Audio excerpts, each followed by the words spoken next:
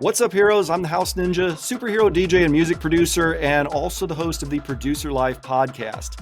This is episode 107, and in this special series that we're running right now on the podcast, I am interviewing the 16 contestants from Bass Battleground, this epic online competition hosted by Emerald Summers Presents, where the DJs go head-to-head to battle it out for fame and glory, and your votes determine the winner and who goes on to the next bracket. This next competition is going to be Sunday, September 18th at 2 p.m. Eastern. That's this coming Sunday.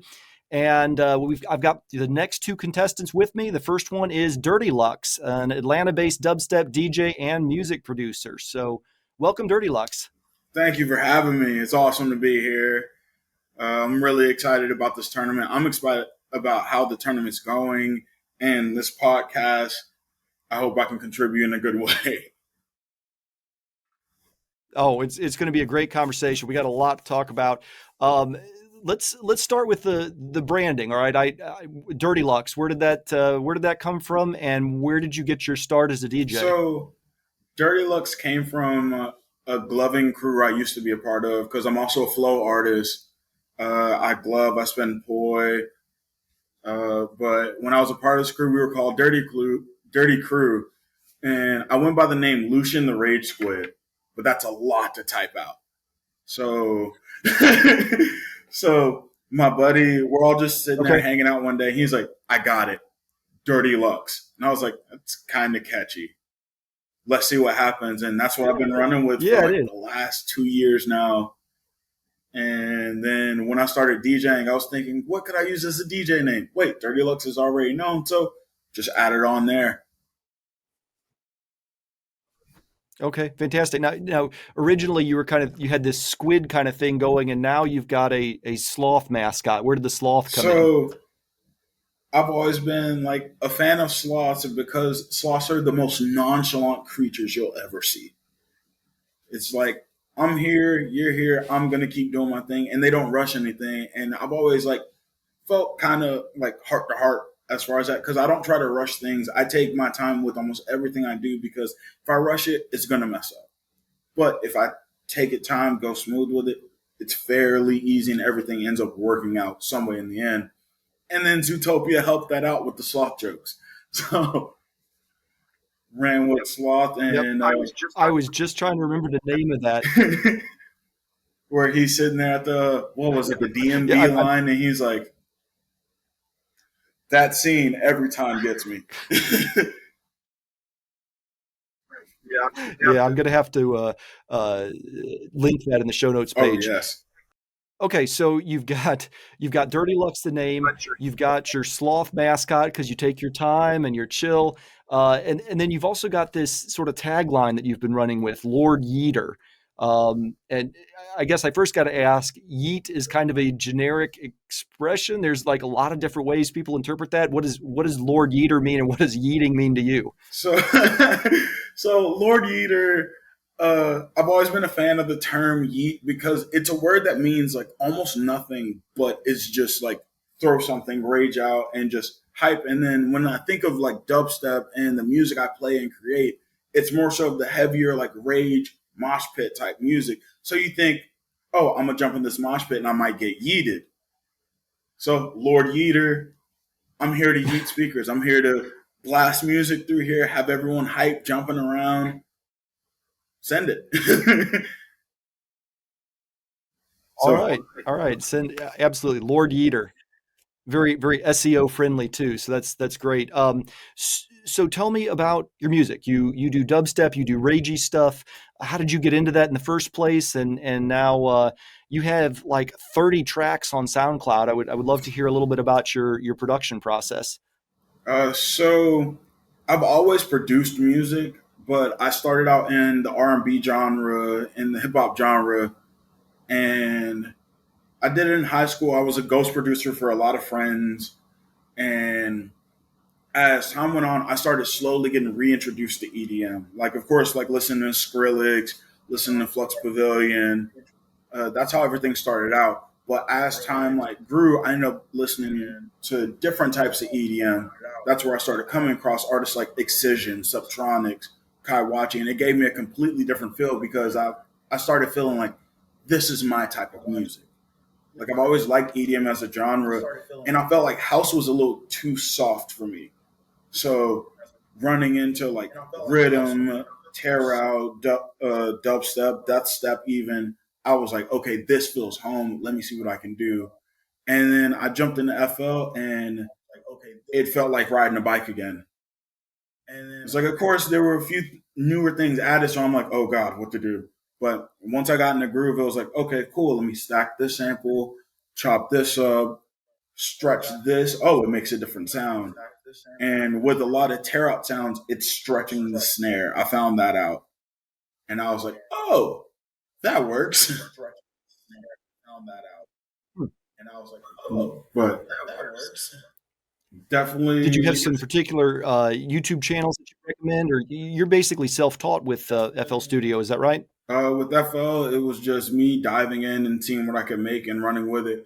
I do have a few people that have helped me along the road, like Good versus Evil. He's based out in Knoxville. He's been like my mentor throughout my musical journey. He made my first logo, constantly giving me feedback on new songs that I'm working on.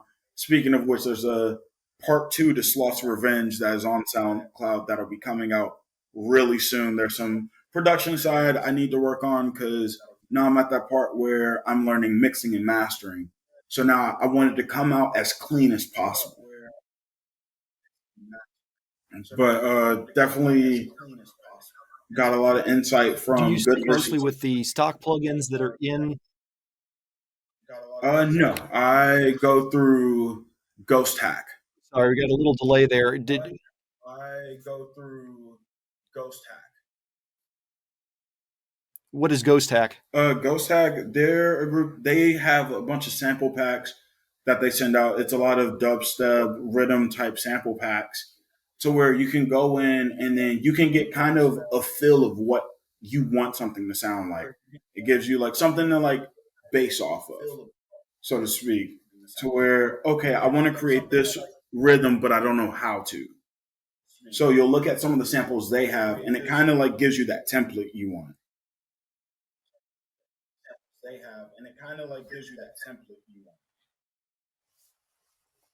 Okay. And then do you rely mostly on what's already built into FL Studio, or do you have some go-to plugins and synths that you use that are third party? I mainly use a lot of the FL plugins. Uh, Serum is love and happiness in every bit of the form, but mostly the plugins that are used within FL. I do want to dabble into Ableton at some point in time, though. Okay. What if you're happy and you commented that FL Studio feels like riding a bike and you just kind of fell back into it? Why? What attracts you to Ableton if you're doing well with FL Studio? It's more so learning the new DAW itself because I've heard a lot of good things about Ableton. I haven't heard many bad things, and I've heard you can dive a lot more into a sample with Ableton.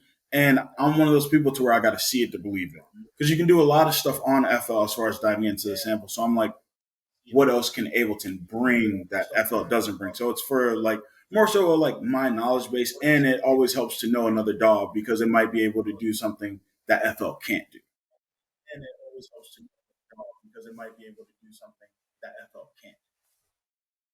Okay. And you haven't all of your tracks so far, they've just been released on SoundCloud. Is that correct? Yes. I do have one song that is on all platforms. It's called Circus 10. I But released. I think I saw a post on Facebook. Uh, it was released through Antifill Records. It's called Circus 10. The song is childhood trauma wrapped into a song. But I do plan on branching out and releasing more songs throughout other Okay. platforms.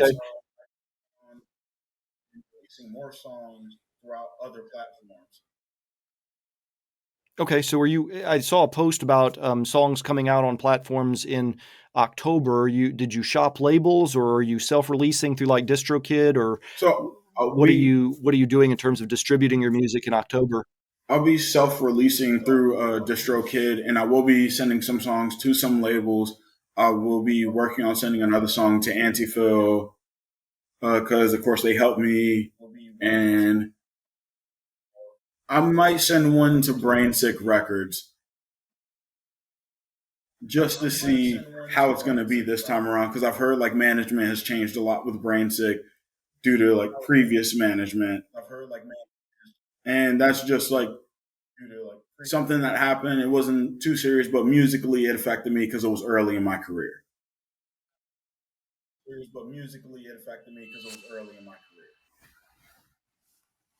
Okay. Before the show, I was kind of reviewing, taking a look at all your different social media, stalking you a little bit online, and you've got this really engaging manner on TikTok.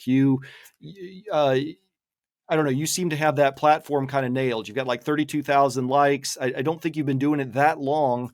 Um, Tell me a little bit about your TikTok strategy and how that ties into your brand and any advice you have for people that are still kind of musicians that are still kind of struggling to get started on that platform. So TikTok for me is one big old manic episode. Really, I get like a boost of energy one day, and I'm like, you know what? I'm gonna look on TikTok and see what funny stuff is like happening.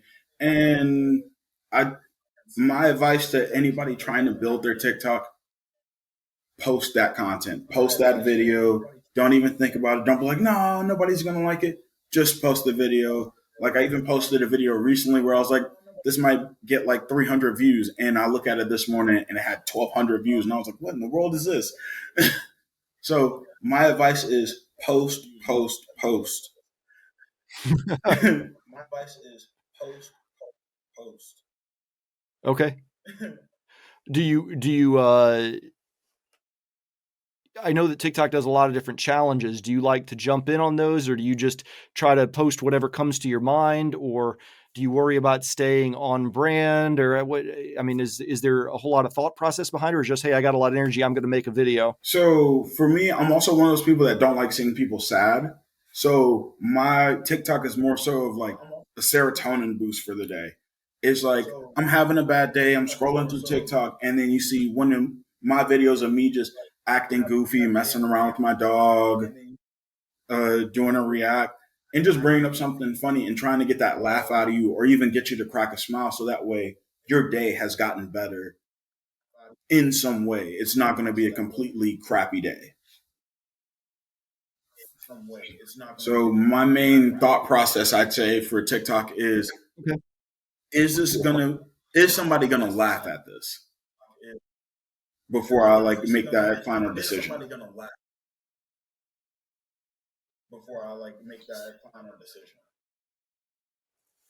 Okay, that makes sense. I mean, people are on the platform to be entertained, so if you're going to make people laugh, that's going to keep people coming back to your content. So, um, talk to me about obviously we've got the Bass Battleground competition coming up this Sunday. Talk to me about other plans before we get into Bass Battleground. Talk to me about other plans you've got for the next 6 months to a year. Where are you taking the Dirty Lux brand? So next 6 months, well, really next 3 months, because we're getting close to the end of the year. I'll still be pushing, trying to go for shows, try and get Augusta's dubstep community up because I've been seeing with the EDM community, they've been asking for dubstep and they've been looking in, dare I say it, all the wrong places. But I'm finally trying to bring that community up. Me and my buddy DJ Stilts, we have been throwing shows once a month, every month. We're trying to build that crowd up. I'm trying to do more shows at different venues to catch the eye a little bit more to the crowd we're appeasing. And in December, however, I will be taking a hiatus. I will be backing away from the DJ scene and the music scene because due date, I will be having a kid Christmas Eve. I'm excited about it. So up until about next That is year, awesome. and Congratulations. thank you so much for that. I'm excited for my little boy to come into the world. But I will be taking a 6 month hiatus after December. But up till then, it will be trying to crank out shows like I've been doing all year, trying to make sure this brand at least somewhat sticks. Like when I want people to think of the Dirty Lux brand, I don't want them to think of it as Okay. like, oh, that's that dubstep DJ. I want them to think of it as, oh, that's that funny DJ that plays dubstep. Because more people are going to try to see the funny guy rather than, oh, let's go throw shit. Like, rather than, oh, let's go throw shit. Like, Are you with your son being due in December, have you given thought to what degree you're going to share his life on social media, or is he going to be a part of your brand? Is being Dad Dirty Lux going to be a thing, or are you going to kind of keep your personal life and your DJ life separate? so Papa Lux is going to be a thing. Papa Lux and Baby Lux. So there's going to be a whole lot going on, especially with that, because I'm going to build a branding, and half of the proceeds are going to go to like stuff for baby. So I'm definitely going to be like building merch up. And like I said, musically, I'm going to stop. DJing wise, I'm going to stop. Dirty Lux itself isn't going to stop. The brand is still going to be there. I just won't be pushing out as much music. I'll still be promoting other people, helping to curate events and whatnot. I just won't be the person actually performing. I'll be taking a step back from that because performance DJs go to different states, different cities, compared to just a regular DJ is just more so homebound. They find a residency and they get paid throughout there based on the bar. That's what I'm going to be doing more so of. I'm going to be stepping away from like the out of state life, out of city life. Of course, unless like a major festival is like, hey, we like your music, come play, like Lost Lands. But other than that, I'm going to be at the house. Lost Lands. Other than that, I'm going to be at the house. Yeah. What you said you've been throwing more events with DJ Stilts. What goes into planning and running your own event? What makes a good event? What are sort of the steps you go to host one? So as far as hosting an event, it's not as hard as most people think it'd be, but the tedious parts within it are what make it hard. So of course you got to secure the location, secure talent, make sure you have the equipment, and then eventually what it comes down to is how are you going to fund this? Luckily, working with Draft Society, where my event for the 10th, which is today, is going to be at, they're actually paying me to bring other people in so I can afford to bring down people that I know from South Carolina, people that I know from Atlanta even to come play. I can at least compensate them in some type of gas money. But for the most part, it's if you're going to do an event, if the payout isn't going to benefit you in a way, why are you going to do the event? Isn't going to benefit you in a way, why are you going to do the event? So with me and Stilts working together, we get these contracts with different bars. So securing the location, identifying your artists. Oh, my bad. But with different locations and securing these bars, you make sure to build a contract, not with the manager of the bar. Try and talk to the owner because the owner is going to cut you a better deal 9 and 10 times compared to the manager. The manager is there for numbers. The owner is the one that has final say for majority of what goes on in the bar. So if you got an owner that isn't a fan of EDM in the slightest, and you're trying to throw an EDM event, but the manager says yes, the owner's not going to back it. You're not going to see much out of it. However, if the owner is just a fan of EDM in general or throwing events in general, and you've shown proof you can bring a crowd, you can supply that intake of funds towards that business, because at the end of the day, it's still a business. If you're showing that, then you get that bigger opportunity of, oh yeah, I definitely want you to throw an event. That's how we were able to lock down Joe's Underground on a monthly basis. So much they're asking for us to do it twice a month even.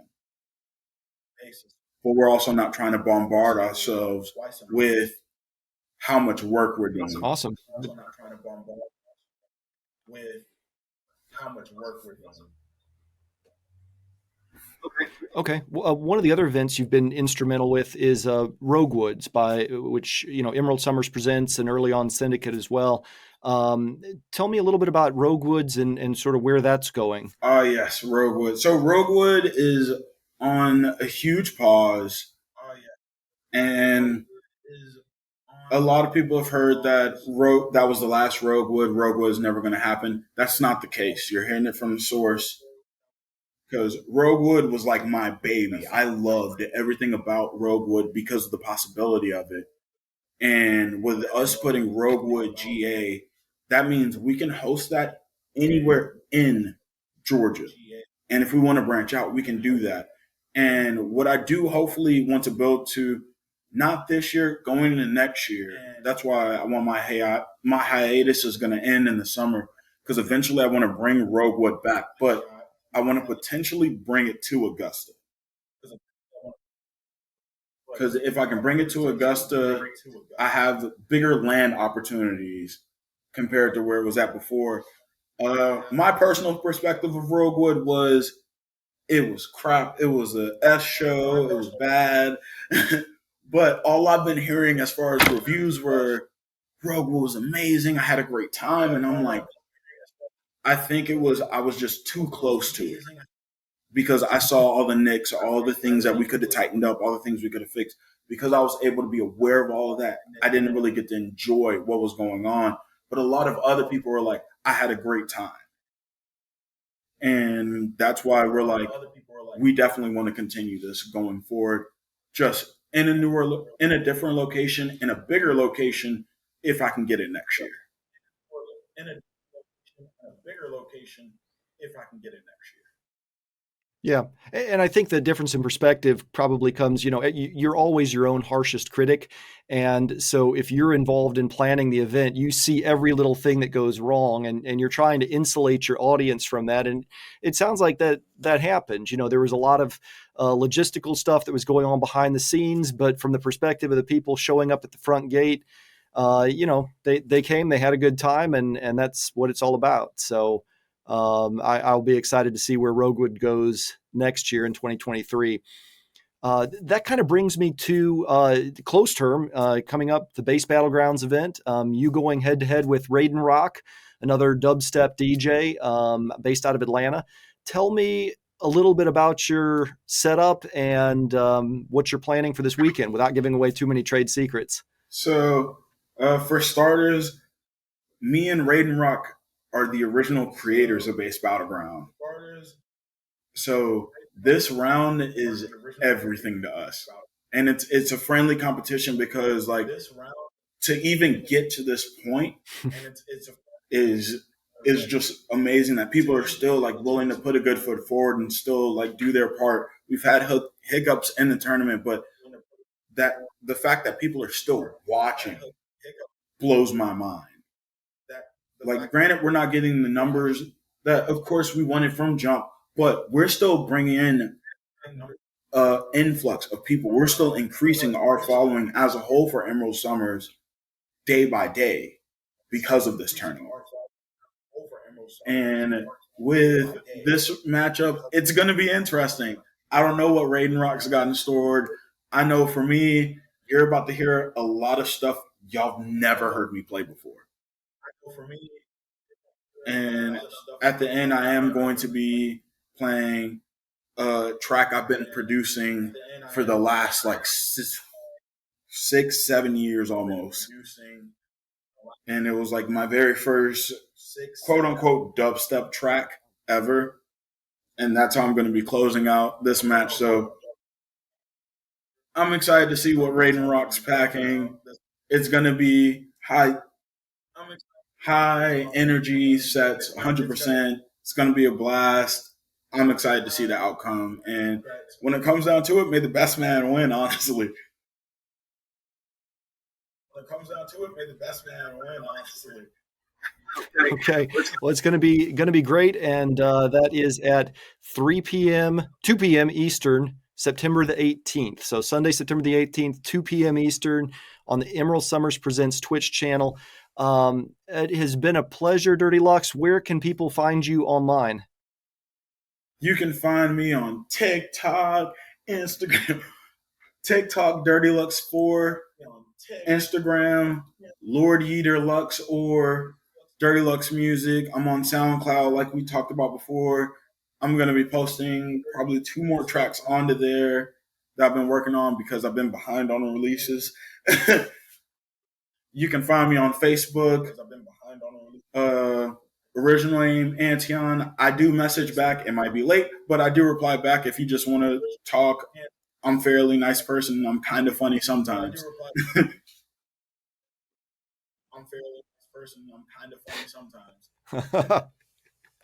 All right. Well, awesome. Well, thank you so much for being here.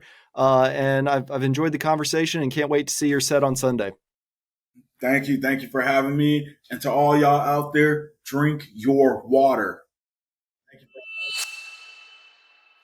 Up next, we've got Raidenrok, and together with Dirty Lux, they are the founders of Bass Battleground. So I'm really excited to have him here today.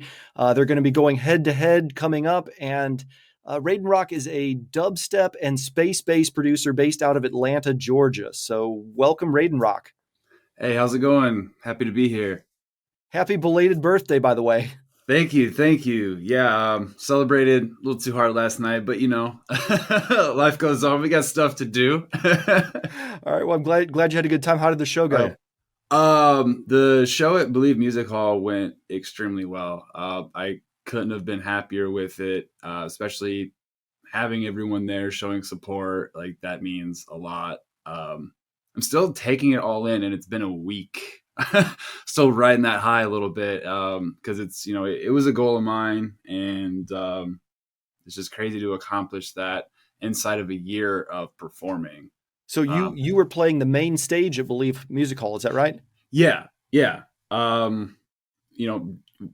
Just because it got bumped up from the Wish Lounge to the main stage, regardless, I still got to knock out a goal of mine performing wise. And yeah, I'm not even up to the anniversary point of my first live show. So that was something I was not expecting to happen this early. But I'm definitely glad that it did, because it gives me more motivation to keep going, and it was well received. And so I'm excited to continue, because sometimes you don't always know if that hard work will pay off, especially this quickly. But luckily I've had the time to devote to it, to practice and get everything in line for it. So can you backtrack a little bit and tell me how you got to the main stage at Believe? What were the connections? What were the steps? How did you make that happen within a year? I think it was back in February or March. I think it was just after I released Astral Playground.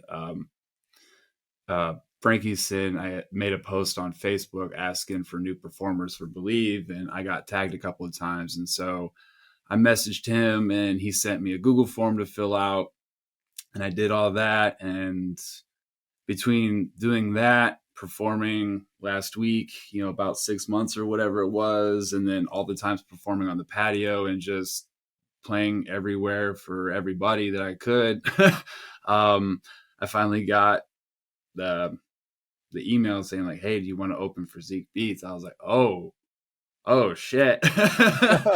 Yeah, this is really happening. Hell yeah, I'm gonna do that. And then everyone was super hyped that it was Zeke Beats, and like I was hyped for it too. It was dope. Like even meeting him, he is the nicest guy ever. I'm incredibly thankful. It's been surreal. Okay, well, awesome. Walk us back to the beginning. So that's been your last year. How did you get your start as a DJ and as a producer? Which one came first?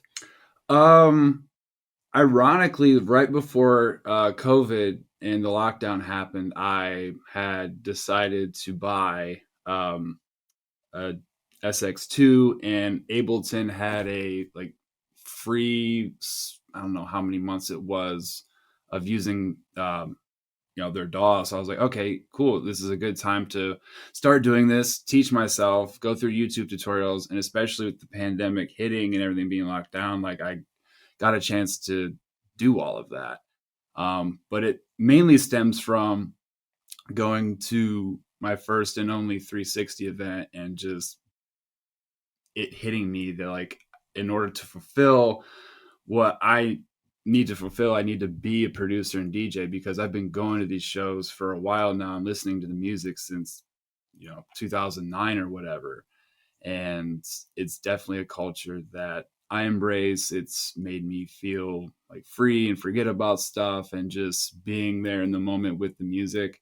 And my whole thing is if I can just create that for anybody, like for whether it's a song or a whole set or whatever, like that would be success to me, is giving people an escape and just forgetting So about stuff. you really self-taught during the pandemic? Yeah. I did an online lesson with Super Av, with Champa, and I got really into Ahi's tutorials on his YouTube channel. I've purchased a couple of his magic racks.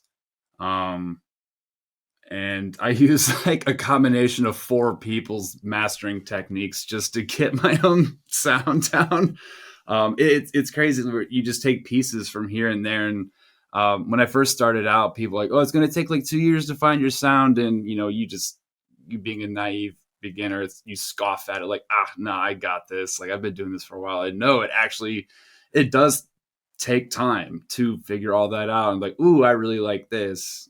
And, I know how to make this. So this is, you just get in your own zone. And it's cool doing that versus some people saying like, oh, just mimic what's popular right now, but put your own spin on it. It's like, okay, but the shelf life of all of this music is so short. You have to make something unique. So do you feel like you have a sound now, and how would you describe it if you do?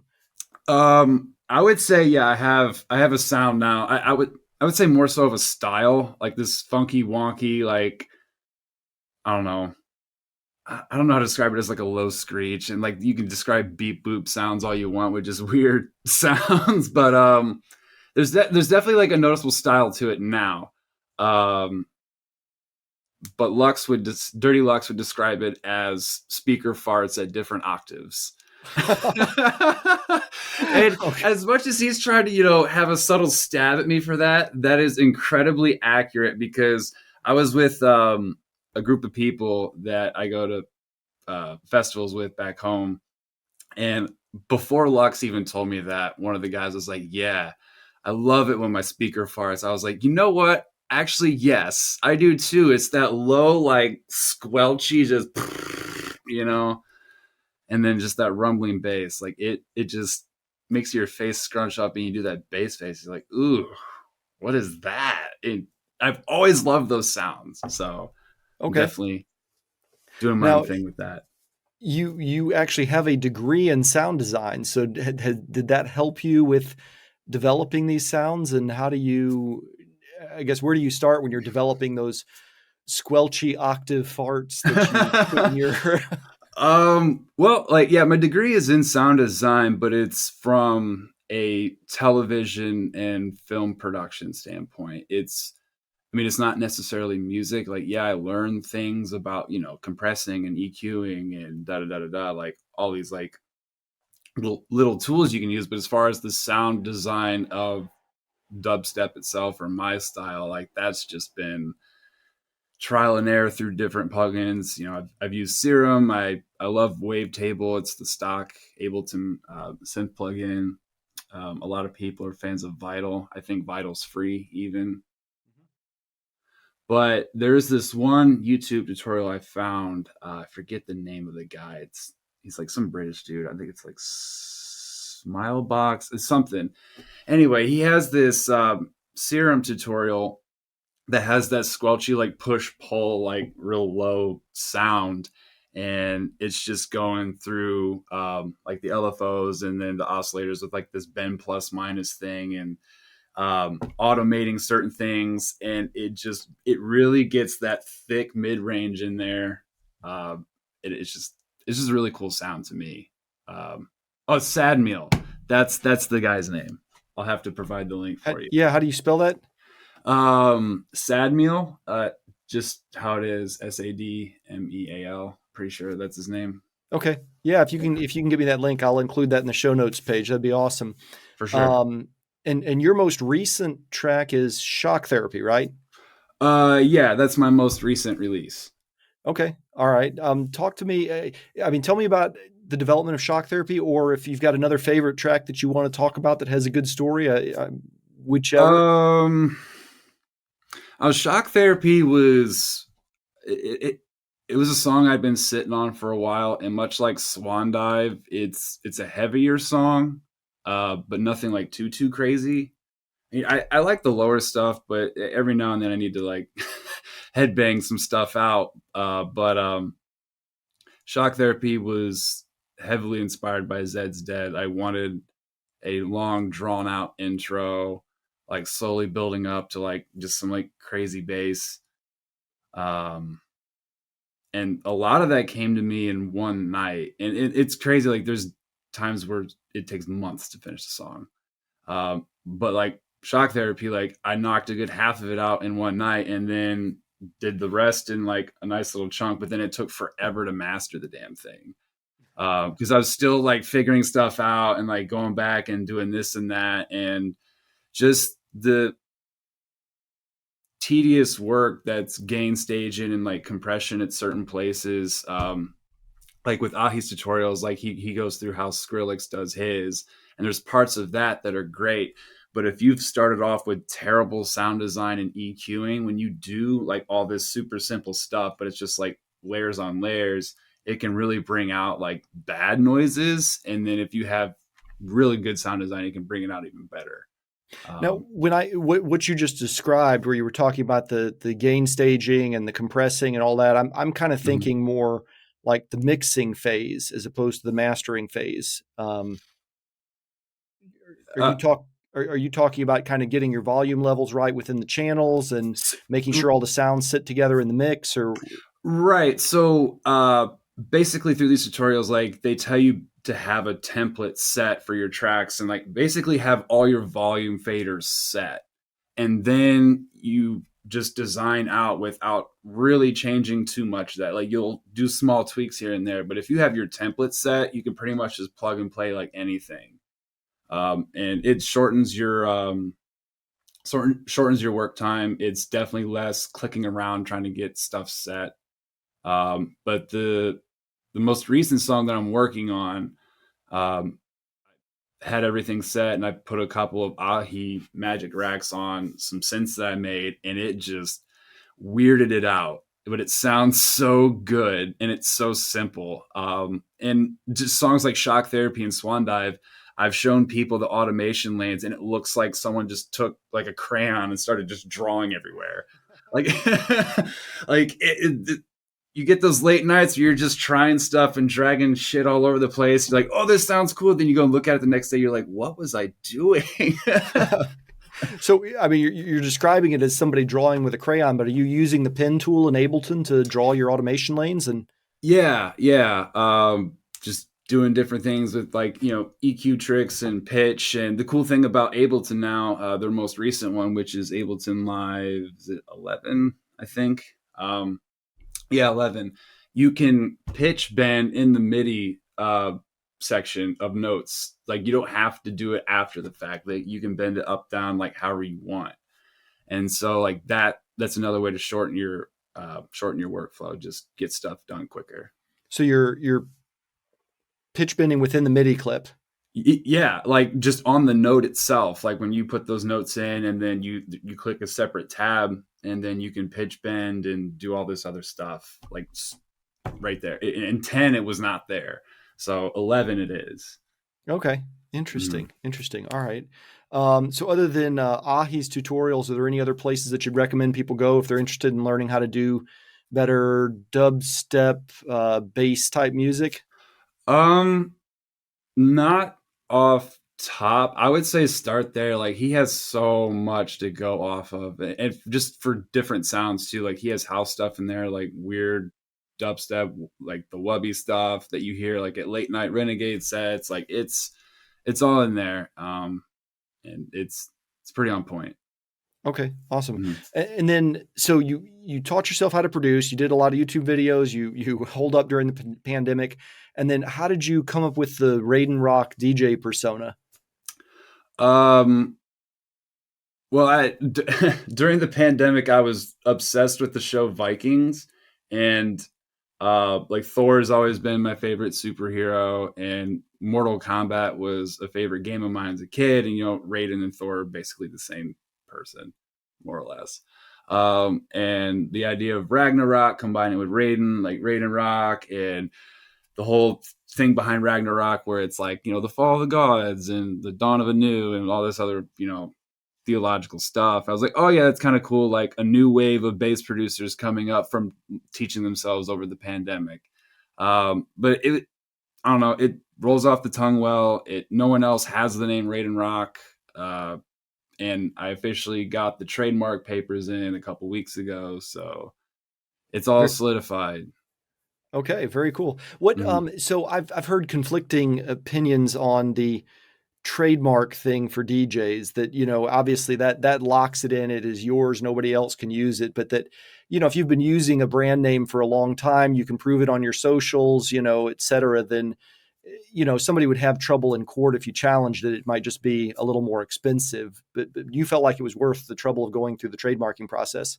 Yeah, just so like no one else could touch it, like no one else can do anything with it, and people are trying to rip stuff off you all the time. And if it's trademarked and you have all that legal stuff in place, like there's not a lot that like they can do, at least from my understanding of it. How hard was it? What's How up? hard was it to do? It costs more money than I thought, but it takes months. Like I think it's the total process was like 9 months. Ooh.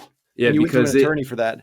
Yeah, and so like and depending on how far you want to get it, and then all the monitoring stuff, because like you can go through the state, you can go through the U.S. or global, or there's all this other shit.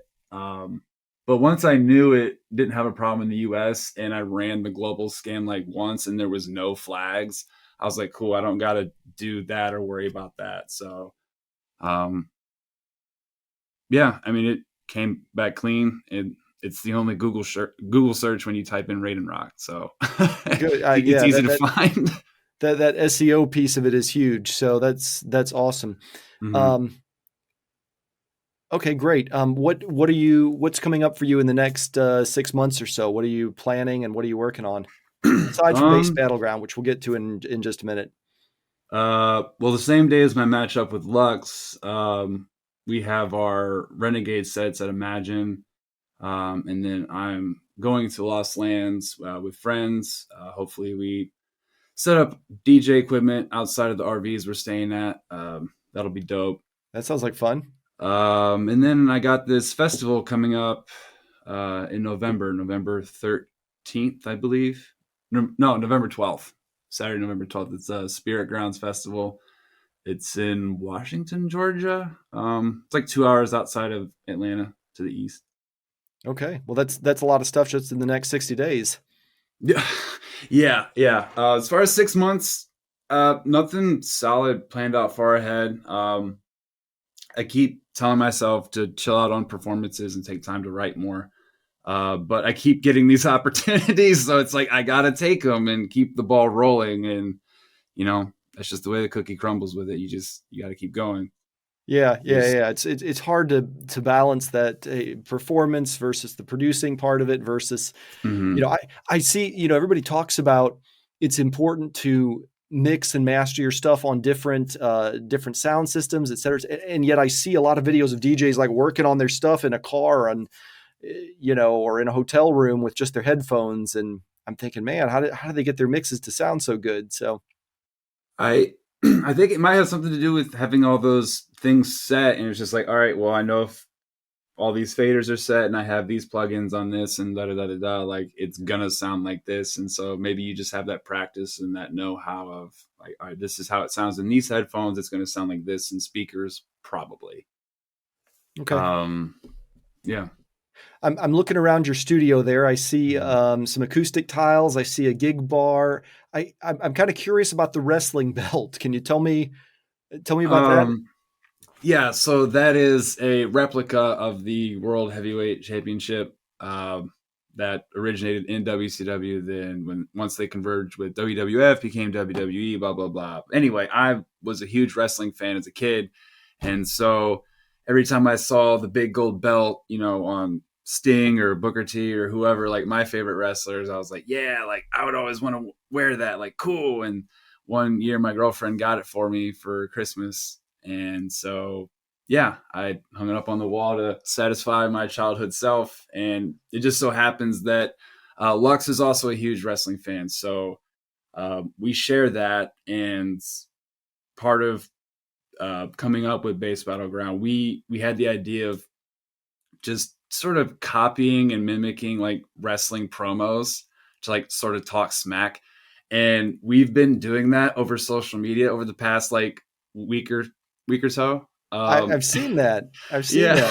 It's been fun. It like, I hope no one's taking it seriously, because we talked, we're like, all right, let's do like friendly jabs and like talk mad shit and just, hype it up, because that's sort of what we had envisioned for this whole thing, was people having fun with it. And, we know not everyone's huge wrestling fans, but when we're doing these promos and just talking crap, it's actually hilarious. It's fun. I got one more funny one planned to post between now and the battle.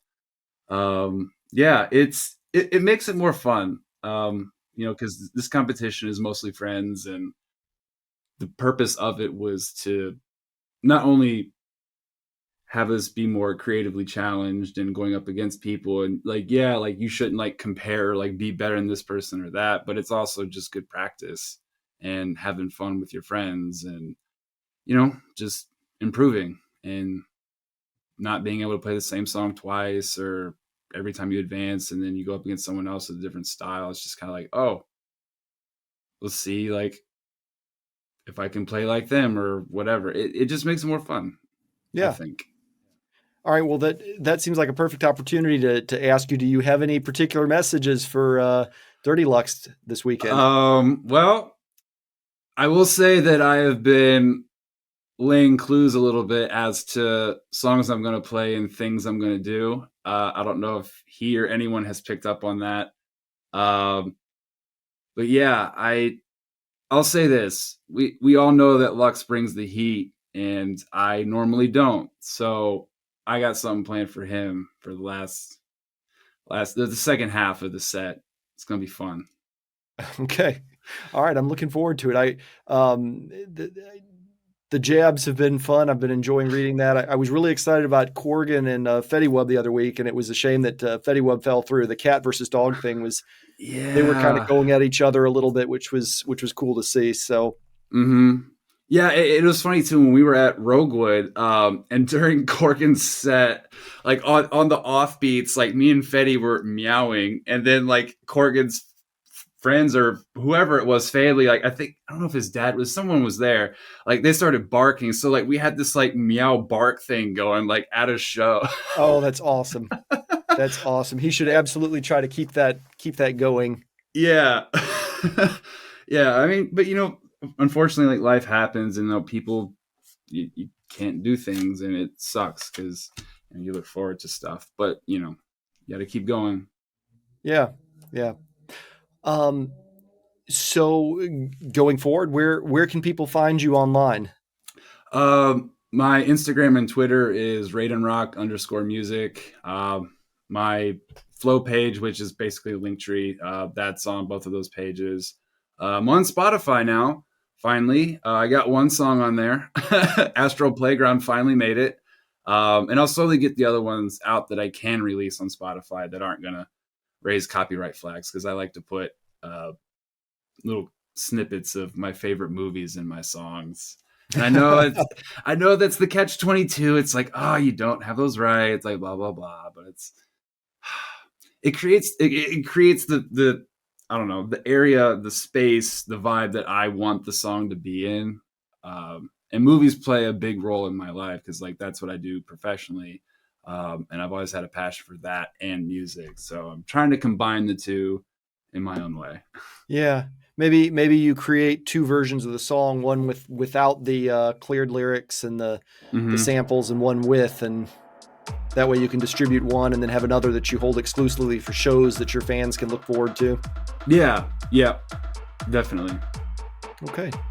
Well, awesome. Well, I'm looking forward to your set, and I'm looking forward to hearing you guys go at it. And thank you so much for being a part of the show today.